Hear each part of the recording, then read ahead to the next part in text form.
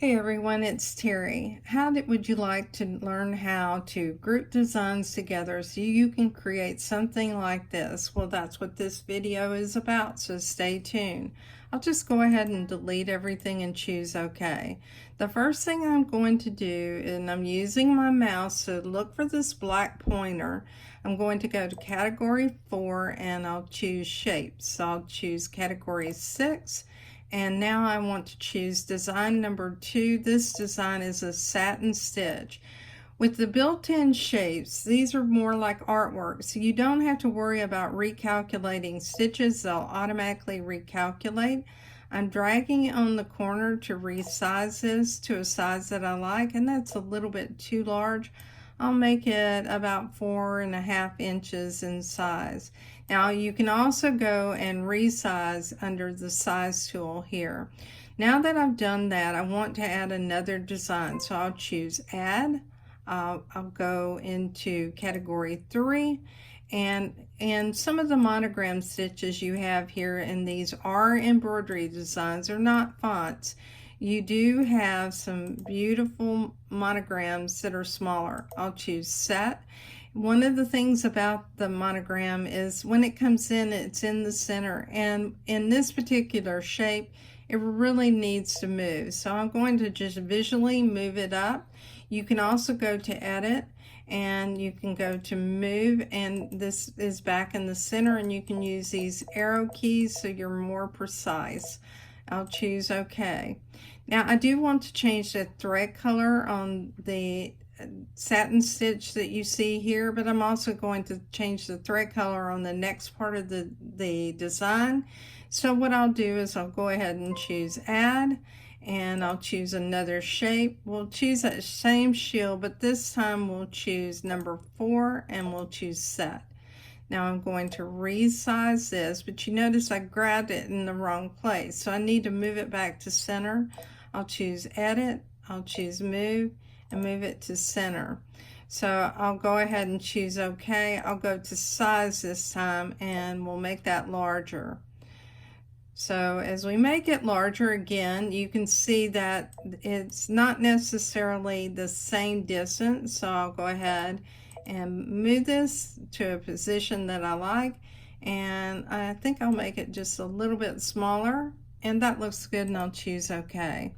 Now it's a good time to recolor this, so what I want to do is I'll just scroll up, I'll choose that black thread, and I'm going to make that a navy color. All right, and now I'll move to the next black thread, and here it is. I'll select it, and I'll make this one gold. So this design is going to be a little bit different than the previous one, or if you decide you don't like what you've selected, you can always change it. That looks pretty good. I'll choose OK.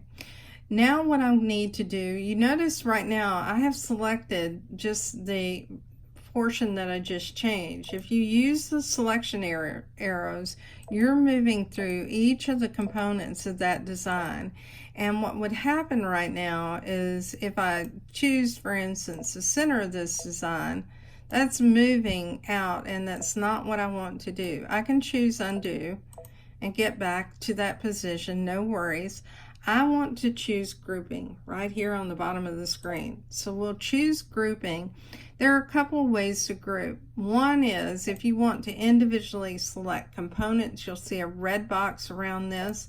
I will zoom in to about 125% so you can see that, and I can choose set. So I now selected that. If I wanted to add the outside, I could choose set.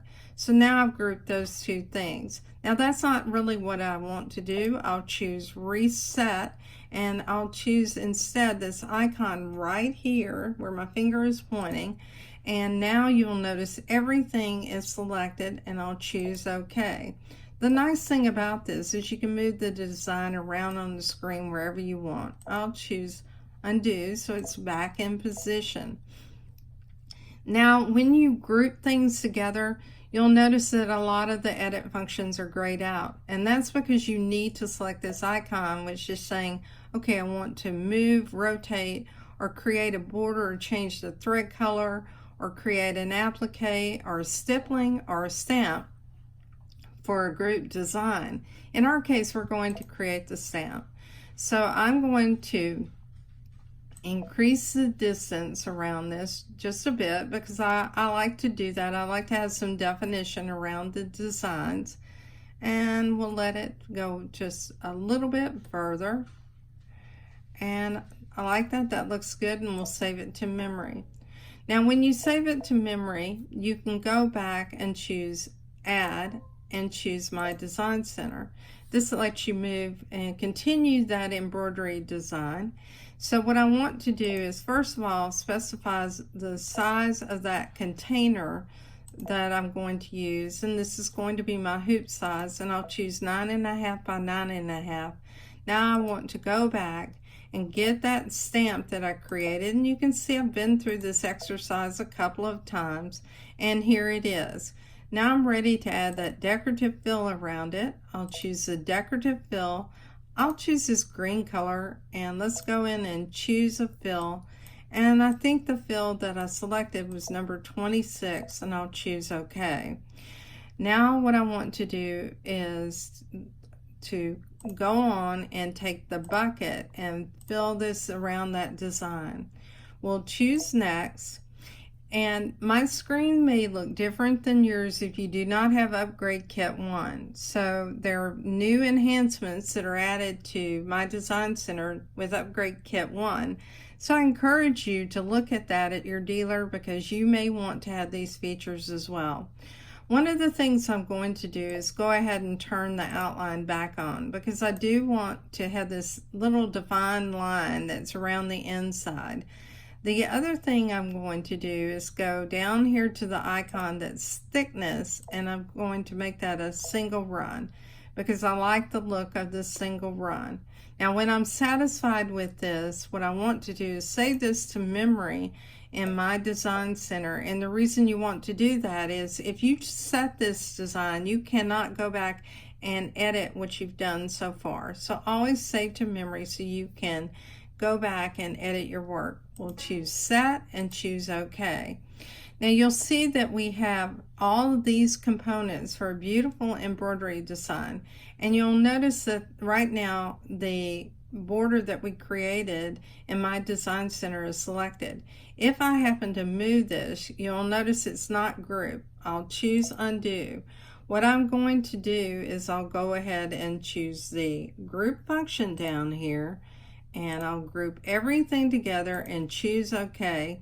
So this way, as I move that around, it doesn't let me lose a portion of that design. I'll go ahead and choose Undo so it's right back in the center. If you want to see how this plays out, go to the Stitch Player. I like to do this because it gives me an idea of what is stitching first in this design. So we'll go ahead and we'll watch this replay. I'll go to a speed of 2, and here's that beautiful satin stitch that created by the shield. The shapes are really an unutilized tool that are built into our machine, and some people don't even consider using the designs.